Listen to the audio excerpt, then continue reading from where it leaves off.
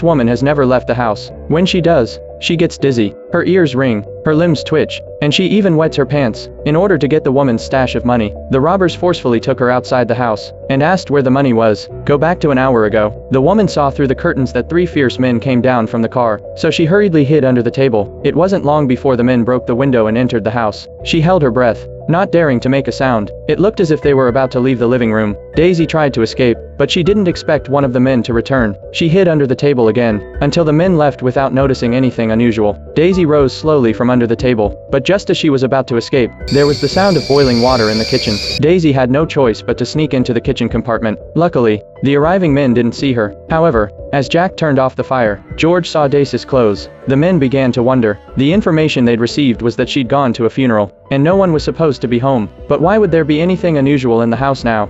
So they started to search the house separately. Jack, who was stuck in the kitchen, noticed a cubicle. He reaches in. Daisy had disappeared from the cubicle. By now, she had already made her way to the bedroom on the 2nd floor. Taking advantage of her familiarity with the terrain, George had heard the commotion and was on his way. Daisy's heart trembled. She didn't know what to do. When George pushed open the door and entered, only to find it empty, until he went further into the room, he discovered that there was a utility room, and Daisy was hiding in the corner. George was rummaging around in the utility room. Daisy was too nervous to move, and she was about to be discovered, so she started to run. She ran like crazy, and she was the first to make it to the hall, but just as she stepped outside, she stopped. There was fear in her eyes. The men who were coming after her were puzzled. She had a chance to escape, but stopped where she was. Jack rushed to close the door. Although he didn't know why Daisy had stopped, he knew that the most important thing was to find the money. Jack anxiously asked where the money was, but Daisy remained silent. In desperation, Jack decides to look for it himself. George wondered why Daisy was afraid to go out, so he brought Daisy to the door. However,